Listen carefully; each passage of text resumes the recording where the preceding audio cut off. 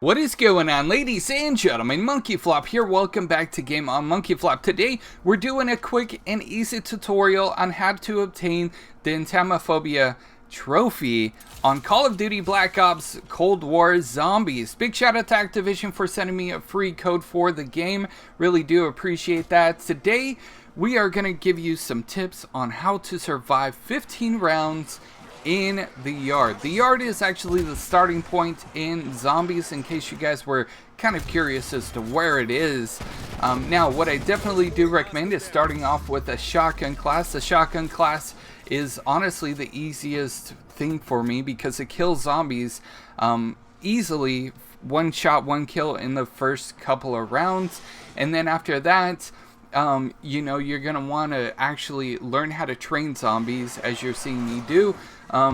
You might have to sprint in a couple of places just to get out of the way of zombies, but basically you're going to walk around the map, and it's a combination of walking and not in a straight line, but moving around and sprinting a couple of times just to get them all grouped together. Another big thing is a crafting table. You'll be able to get your Semtex grenades. Definitely do recommend the Semtex grenades because they stick to the zombies.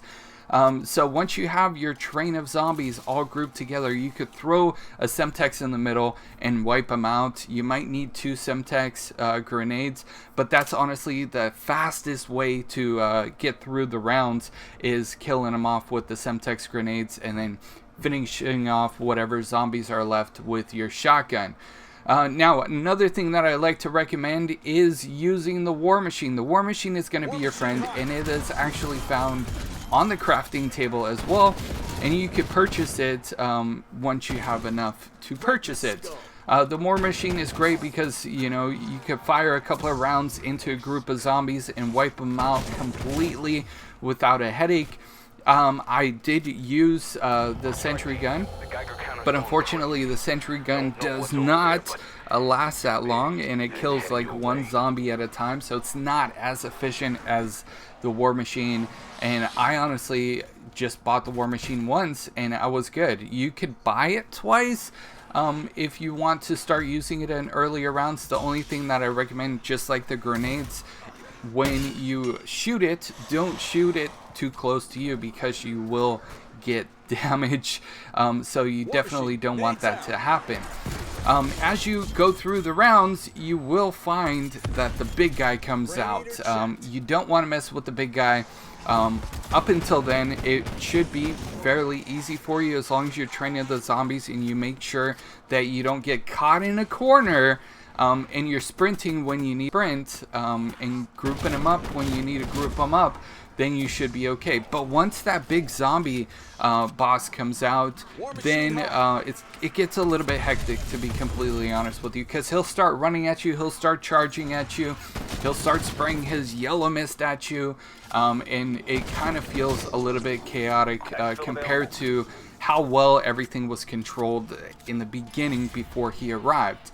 But once he's out, he usually comes out around level 15 if you don't turn the power on. In this case, we can't even turn the power on because we don't have any doors open. Then you just basically have to survive until round 15 is over and you see round 16. Don't end the game when you see round 15. That is an important note to make, because you're actually in round 15 and you need to survive 15 rounds, so you actually have to make it from 15 to 16. Another quick note is that the trophy won't pop up right away for you. I personally waited, because I did this in one try. I personally waited and I didn't open up any doors until the trophy popped, and the trophy popped about halfway through you know, round 16. You could try it and open the door, because technically you've actually passed 15 rounds, but me personally, I wanted to be on the safe side and I wanted to get the trophy the first time around. The good news is too, once you survive all these rounds, you're gonna rack up a bunch of money and a bunch of things to be able to open up doors, turn on the power, get all the perks that you want to get, and pack a punch, and you'll be able to last and survive so many more rounds. You already survived 15 rounds with nothing, no perks, no juggernauts, no upgraded weapons. You didn't have or need all of that to survive 15 rounds, so you'll be able to get 30 rounds, 40 rounds out of a single solo run. And I definitely recommend doing it solo. That's probably the best way to do it, because let's face it, you play with randoms, or even if you play with friends, everybody's got their own way of playing, and that's such a small area, it honestly will be easier to do it solo. So ladies and gentlemen, those are my tips on how to survive 15 rounds and obtain the trophy. Please let me know if you guys have any comments, questions, or just any other advice you'd like to throw my way or anybody else's way trying to obtain the trophy. Like I said, shotgun is honestly the best move for me, just because it wipes out the zombies so much quicker, and you won't be able to actually pack a punch.